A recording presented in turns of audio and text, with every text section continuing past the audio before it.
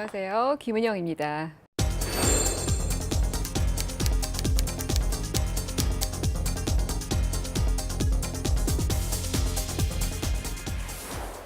오늘 여러분들과 관찰조사 기법이라는 주제에 대해서 한번 이야기를 나눠보도록 하겠습니다. 최근에 여러분들 책이나 어떤 언론이라든지 이런 곳에서 관찰이라는 것에 대한 그런 중요성을 굉장히 많이 이야기를 하고 있습니다. 그런데 사실 막상 여러분들이 관찰을 직접 해보시려고 하면 어떻게 해야 되는지 또 무엇을 봐야 되는지 잘 모르는 경우가 있습니다. 자, 그래서 제가 그간의 저의 경험이라든지 실제 해왔던 어떤 프로젝트들의 경험을 기반으로 여러분들에게 관찰 조사는 이렇게 하면 편리하다, 또 이런 것들을 보아야 한다라는 것을 여러분들에게 공유를 해드리는 시간을 갖도록 하겠습니다. 자, 그러면 첫 주제부터 한번 시작을 해보도록 할게요.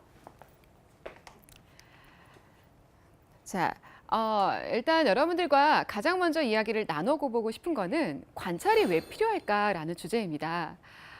좋은 아이디어와 좋은 혁신이 이루어지려면 사실 그 아이디어와 혁신을 많이 사용해주고 많이 이용해줄 수 있는 사람이 굉장히 중요할 텐데요. 그렇다면 그 사람을 어떻게 파악할 것인가라는 것부터 가장 근본적인 그 질문이 출발을 하게 됩니다. 최근까지 많은 기업들이 해왔던 것들은 바로 인터뷰 기법이었습니다. 인터뷰라는 것은 굉장히 저희가 사람에게 직접적인 질문을 던져서 파악하는 그런 기법들을 이야기를 합니다. 자, 그런데 여기에는 약간의 한계가 좀 있습니다. 저는 10수년간 마케팅 리서치업에서 근무를 했었습니다. 제가 만난 소비자들은 주로 제가 언어적인 기법, 말씀드린 것처럼 인터뷰 기법으로 굉장히 많은 소비자들을 파악하려고 저도 노력을 많이 했었는데요. 소비자들의 특성이 한국과 또 미주와 구주, 유럽 쪽의 소비자들의 특성이 조금 다릅니다. 자, 그런데 유독 한국 소비자들이 굉장히 심성이 착하다는 걸 저는 알 수가 있었습니다. 그 이유는 무엇이냐면 제가 많은 질문들을 던지고 그들에게 물었을 때 한국을 제외한 미국과 유럽 소비자들은 만약에 내가 모른다라고 생각이 되면 저 잘 몰라요라고 솔직하게 이야기를 합니다. 그런데 제가 만난 한국 소비자들은 제가 그렇게 질문을 던졌을 때 뭐라고 대답을 하냐면 모른다라고 답변을 주시는 분은 거의 안 계셨어요. 대부분은 무언가 생각을 해서 제가 민망하지 않도록 답을 주려고 굉장히 애를 썼다라는 거죠. 자, 그러다 보면은 어떨까요? 여러분들 그렇게 내가 평소에 고민해보지 않았던 질문에 대해서 대답을 한다라고 했을 때 그냥 질문자가 민망하지 않도록 답을 주려고 노력을 하다 보면은 분명히 그 안에는 내가 깊이 고민하지 않았던 저희가 소위 거짓 응답이라고 부르는 그런 답변들이 섞여 나올 확률이 높습니다. 왜냐하면 그거는 깊이 고민하지 못하고 질문자에게 내가 뭐라도 줘야 될 것 같아라는 심리적 압박감에 의해서 나온 대답이기 때문에 응답자가 의도치 않게 나쁜 의도를 절대 가져서 그런 것이 아니라 질문자에게 무언가라도 주고 싶은 착한 마음에서 우러난 그런 답변이 어쩌면은 깊이 고민하지 않은 나의 본심이 아닌 다른 답변을 끄집어다가 그 질문자에게 주었을 수도 있다라는 거죠. 자, 이렇게 언어적으로 진행되는 인터뷰 기법에는 첫 번째 한계가 있습니다. 소비자가 착하다라는 바로 한계입니다. 너무 소비자들이 착하기 때문에 그 질문자에게 모른다라는 솔직한 이야기를 하는 것이 아니라 질문자를 배려해서 질문자에게 좋은 무언가를 주려고 애쓰는 마음에 질문자의 감정을 고려해서 나쁜 말을 하지 못한다라는 거죠. 그러다 보니 언어적으로 준 답에는 그 응답자의 솔직한 답이 들어있지 않을 가능성도 굉장히 높습니다. 두 번째는 언어적으로 그 소비자를 파악하는 데 한계가 두 번째는 저희가 소비자는 상세한 것을 기억하지 못한다라는 것입니다. 만약에 누군가가 여러분들에게 갑자기 어떤 질문을 던졌고 또 그거에 대해서 어떻게 생각하세요라고 하면 우리는 아마 과거로 돌아가서 내가 그걸 어떻게 썼던가 내가 그거에 대해서 어떤 생각을 가졌던가라는 회상의 절차를 그 과정을 거치게 됩니다. 회상의 과정을 거친다라는 것은 지금 현재 일어난 것이 아니기 때문에 그 회상을 하는 동안에 띄엄띄엄 기억이 편집이 되기도 하고 또 단편적인 기억들이 생각이 났다가 나지 않았다가 할 수가 있습니다. 그러면 그 단편적인 기억들, 명확하지 않게 연결이 되지 않는 그런 기억들을 구두상으로 응답자는 답을 주게 됩니다.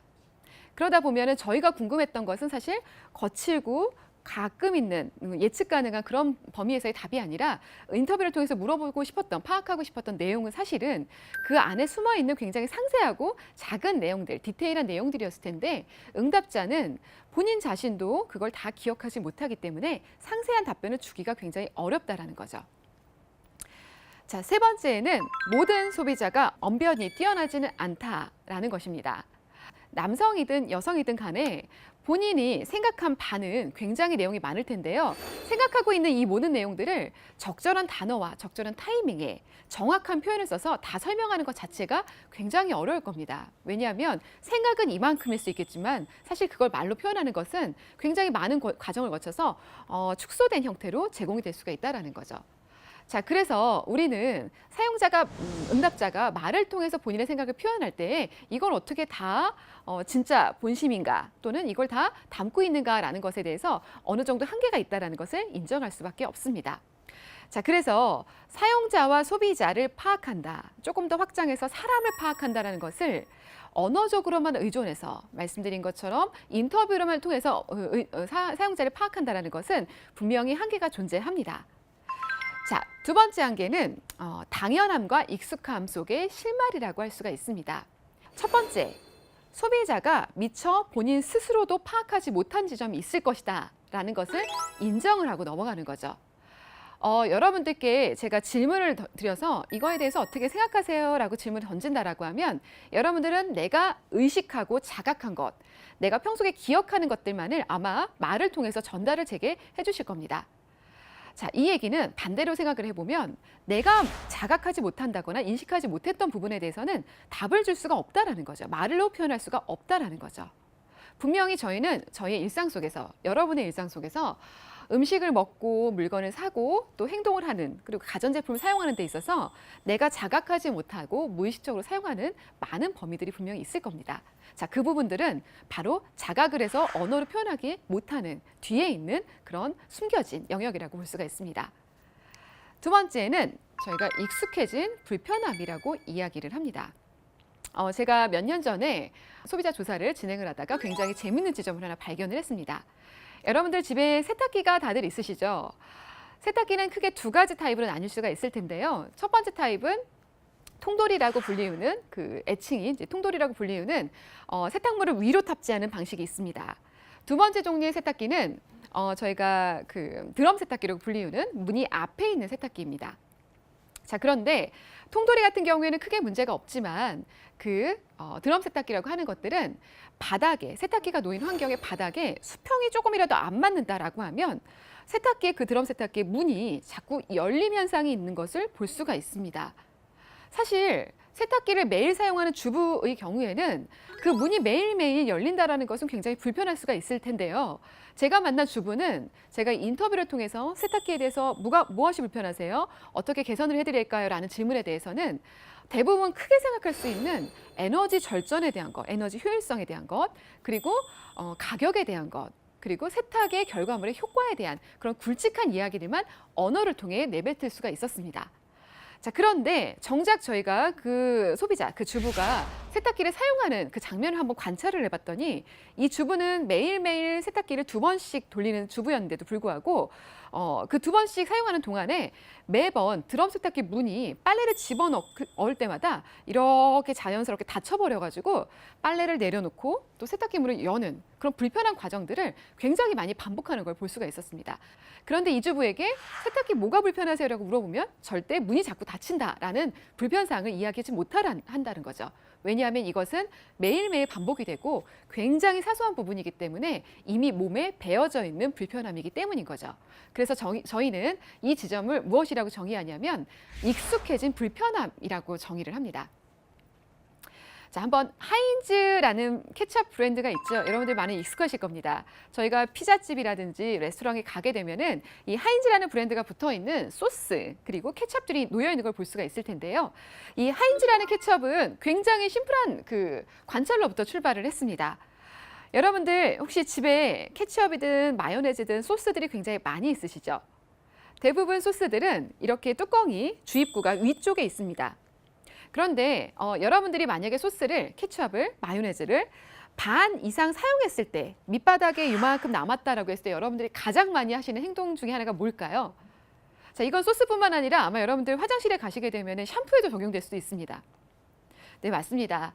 저의 경우에도 소스가 이만큼 남은 경우에 가장 빨리 편안하게 쓰기 위해서 소스 병을 거꾸로 엎어놓고 사용합니다. 저희 집 냉장고의 문을 열어보게 되면은 소스들이 다 이렇게 거꾸로 뒤집혀서 세워져 있는 걸 볼 수 있다는 거죠. 그 행동은 무엇이냐면 끈적이는 물성을 가진 제품들은 대부분 이렇게 흐르는 형태로 밑으로 내려오는데 속도가 걸리기 때문에 성질이 급한 사용자들이 대부분 그 내려온 내용물들이 밑으로 쏠려서 뚜껑을 열었을 때 바로 쓸 수 있도록 준비 상태로 만들어 놓는 과정이라고 볼 수가 있습니다. 자, 그래서 이 하인즈의 케첩은 그 포인트를 제품에 반영을 했습니다. 바로 어떻게 반영했냐면 제품을 처음부터 거꾸로 세워놓게 만든 거죠. 주입구가 위로 가는 것이 아니라 바로 밑으로 가 있습니다. 그리고 굉장히 좁은 그 주입구를 가진 소스라고 한다면 거꾸로 세웠을 때 계속 쓰러지겠죠. 자, 그런데 이 하인즈는 굉장히 넓은 면적을 차지하는 뚜껑을 만들었습니다. 그래서 거꾸로 세워놓다 하더라도 굉장히 안정감 있게 받쳐줄 수가 있다는 거죠.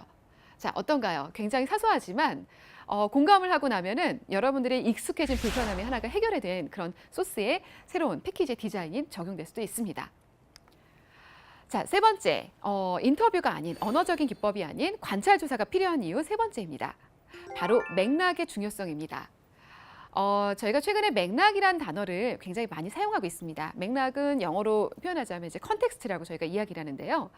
언어를 통해서 소비자와 사용자를 파악한다라고 하면은 단편적인 끊어져 있는 본인의 경험이나 생각을 전달을 하는 역할밖에 되지 않습니다. 하지만 사실은 그 응답자가, 소비자가, 사용자가 말하는 그 단편적인 끊어진 지식들, 정보들이 어떤 상황에 놓여 있는가, 또 어떤 경험, 어떤 상황, 어떤 누군가와의 환경에 따라서 불편해졌는지가 달라질 수가 있다는 거죠. 저희가 이것은 무엇이라고 하냐면 행동의 맥락이라고 표현을 하고 있습니다. 단편적인 행동이 아니라 그 상황, 그 불편함이 놓인 앞뒤 전후의 상황까지 다 파악을 해야만 그 사람이 그걸 사용하는 데 있어서 무엇이 불편했는지, 그리고 어떤 상황이었기 때문에 더 불편했는지를 저희가 파악할 수 있다는 거죠. 자, 같은 것으로 소비 맥락이라고 하기도 합니다. 단순하게 사용자나 소비자가 그 물건과 제품과 서비스를 사용하는 그 행동의 맥락뿐만 아니라 그 행동이 이루어지는 환경적인 소비의 전체의 맥락도 한번 같이 보는 것이 더 중요할 수가 있다는 거죠. 많은 소비자와 사용자들은 인터뷰 질문을 통해서 이런 맥락까지 다 펼칠 수 있는 능력을 가지고 있지 못합니다. 왜냐하면 챙겨야 될 것들이 너무 많다라는 거죠.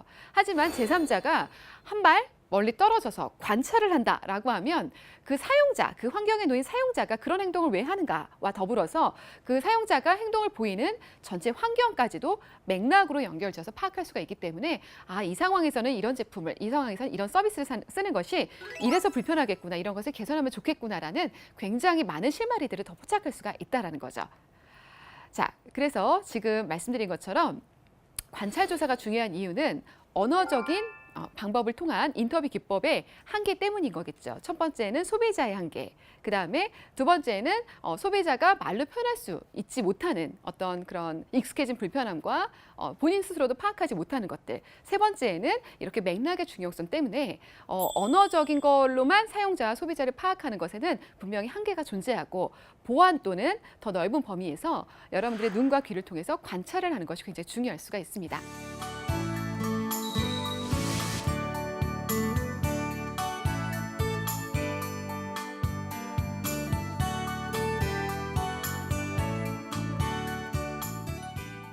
자, 그러면 저희 두 번째 주제, 그럼 관찰 조사에는 어떤 종류들이 있는지 한번 살펴보도록 하겠습니다. 관찰에는 사실은 환경을 관찰하는 것, 그리고 제품을 관찰하는 것, 그리고 사용자와 소비자를 관찰하는 것들이 있는데 저희는 지금 현재는 소비자, 좋은 제품과 좋은 아이디어를 내기 위한, 좋은 아이디어와 좋은 혁신을 위한 관찰 조사에 대해서 집중을 하고 있습니다. 그렇기 때문에 환경을 관찰하거나 제품을 관찰하는 것보다는 소비자 관찰에 대해서 한번 조금 더 집중해서 이야기를 나눠보도록 하겠습니다.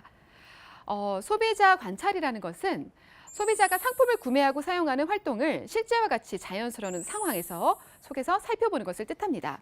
맥락을 이해하기 위해 민족지학 방법이 주로 사용되고 언어를 기반을 하는 인터뷰 기법 및 설문조사 등과 병행하고 또 보완해서 활용이 되고 있습니다. 자, 이렇게 그 관찰조사, 소비자 관찰조사에는 굉장히 많은 방법들이 있습니다. 그런데 제가 오늘 여러분들께 소개해드릴 거는 다음과 같은 4가지 방법입니다. 첫 번째는 타운 워칭이라는 방법이고요. 두 번째는 홈 비지팅이라는 방법이고, 세 번째는 섀도우 트래킹, 네 번째는 비디오 에스노그래피라는 방법을 간단하게 한번 소개를 드리도록 할게요. 자, 첫 번째는 타운 워칭입니다. 혹시 그 타운 워칭이라는 단어 들으시니 어떤 생각이 드시나요? 맞습니다. 저희가 의미를 그대로 해석하자면 타운 워칭은 타운이라는 것은 저희가 보통 업타운, 다운타운, 사람이 많이 모이는 곳을 뜻합니다. 그렇다면 타운 워칭은 이 사람이 많이 밀집해 있는 모이는 곳에 가서 워칭을 하는, 관찰을 하는 것을 뜻합니다. 자, 이 타운 워칭은 실제로 또 많이 쓰이고 있는데요. 여러분들이 해결해야 될 또는 내야 될 아이디어의 대상자들이 가장 많이 밀집하는 어떤 쇼핑몰이라든지 어떤 뭐 예를 들면 강남역이라든지 이런 곳들을 방문을 해서 여러분들의 관찰 대상자가 모이는 곳에서 많은 사람들을 관찰할 때 뜻합니다. 특정 사용자 한 명을 연속성에서 관찰할 때에는 이런 타운 워칭이 필요가 없겠지만, 만약에 여러분들 대상자들에 대한 지식이나 정보가 너무 없다라고 할 때에는 일단 불특정 다수의 많은 사람들이 모이는 곳을 가서 그 대상자들을 많이 관찰하는 것이 좋을 수가 있습니다. 저희 같은 경우에는 마트를 굉장히 많이 갑니다. 대형 할인점을 가게 되면은 부부 사이에서 또는 자녀 사이에서, 자녀와 엄마, 그 부모와 자식 간에서 쇼핑을 나오는 분들이 굉장히 많고요. 최근에는 혼자 나오는 남성들도 굉장히 많이 보입니다. 마트라는 곳은 굉장히 많은 사람들이 많이 모여서 시시각각 계속 많은 행동들이 하고 있는 곳이기 때문에 사실은 관찰하기 굉장히 좋은 지점이고, 저희가 말씀드린 타운 워칭을 하기에 가장 좋은 장소가 될 수 있습니다.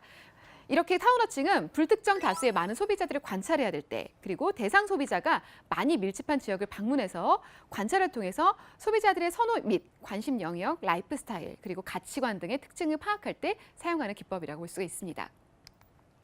두 번째 방법은 홈 비지팅입니다. 그대로 직역을 하자면 가정 방문이 되겠죠. 맞습니다. 저희가 사용자와 소비자를 파악할 때 대부분은 사용자, 그 인터뷰를 할 때에는 사용자 소비자를 집 밖으로 끄집어내서 불러내어서 저희가 있는 장소로 초대를 해서 인터뷰를 진행하는 경우가 굉장히 많이 있습니다. 하지만 한번 생각해 볼까요? 내가 사실은 집에서 가장 많은 사용을 하고 가장 많이 행동을 하고 있는데, 내가 집을 떠나서 인터뷰를 하는 사람의 근방으로 옮겨가서 인터뷰를 한다라고 하면 저는 아마 제가 사용하고 있는 환경에 대해서 다 잊어버린 상태로 인터뷰에 응하게 될 겁니다. 자, 그래서 최근에는 인터뷰를 하는 대상자를 우리 장소로 불러들여서 하는 기법보다는 우리가 최대한 인터뷰에 응하는 응답자의 실제 상황이 벌어지는 그 장소로 초대를 받아 들어가서 관찰을 하고 또 인터뷰를 병행해서 진행하는 것들을 저희가 홈 비지팅이라고 부르고 있습니다. 저희가 사용하고 있는 가전제품, 그다음에 뭐 화장품, 생활용품 많은 것들이 집 밖에서 사용되기보다는 사실은 집안이나 오피스 안에서, 실내에서 사용되는 경우가 굉장히 많이 있죠. 그렇다면 저희가 인터뷰 자체, 관찰 조사 자체도 집 안에서 하는 것이 좋지 않을까 생각을 해볼 수가 있습니다. 세 번째는 섀도우 트래킹입니다. 그림자처럼 따라다니기란 뜻이겠죠. 자, 그래서 이 섀도우 트래킹은 아까 타운 워칭과는 조금 반대로 특정 사용자가 어떤 특정 프로덕트나 제품이나 서비스를 어떻게 연속선상에서 쓰고 있는지를 디테일하게 파악할 때 쓰는 방법입니다. 예를 들면 여러분들이 TV에 보시게 되면 연예인들을 24시간 그 카메라를 들고 따라다니는 거 보신 적이 있죠. 동일한 방법이라고 생각하시면 좋을 것 같습니다. 저희의 경우에도 예를 들면 자전거를 타는 자전거 라이더들이 하루 일과를 한번 봅니다. 그러면 집에서 출발할 때 자전거를 어디에 보관했다 꺼내는지, 옷은 어떻게 입고 출발을 하는지, 계단은 어떻게 내려가는지, 자전거 타는 장소까지는 어떻게 이동을 하는지, 그 일련의 프로세스를 한 사람을 그 연속성에서 파악함으로써 굉장히 더 상세한 정보들을 관찰하고 또 인터뷰를 통해서 얻을 수가 있다는 거죠. 마지막은 비디오 에스노그래피라고 합니다. 실제 직접 관찰을 하면 참 좋을 텐데 관찰하기가 어려운 대상들이 있는 경우가 있습니다. 예를 들면 좀 예민한 영역이거나 약간 그 프라이버시, 그 개인의 사생활에 침해받을 수 있는 주제나 어떤 대상일 경우에는 직접 관찰 자체가 어려울 수가 있습니다. 이럴 때에는 저희가 사용자나 소비자의 동의의 하에 몰래 카메라를 설치합니다. 소위 이제 그 비디오 에스노그래피라는 것은 이렇게 몰래 카메라를 설치하고 그 레코딩된 상태의 그 테이프를 저희가 돌려봄으로써 나중에 직접 관찰한 거와 동일한 효과를 얻을 수가 있다라는 거죠. 예를 들면 한번 비데라는 것을 생각해 볼까요? 저희가 어떤 비데 사용자를 관찰한다고 했을 때 저희 눈앞에서 화장실에서 편하게 볼일 보세요라고 하기가 굉장히 어려울 겁니다. 얼마나 불편할까요? 그럴 때에는 차라리 직접 관찰하기보다는 동의를 구해서 저희가 그 카메라를 설치하고 나중에 돌려보는 것이 물론 카메라를 통해서 본다 하더라도 민망하겠지만 그게 더 편할 수 있다는 거죠. 자, 이런 것들이 비디오 에스노그래피의 하나의 방법이라고 볼 수가 있습니다.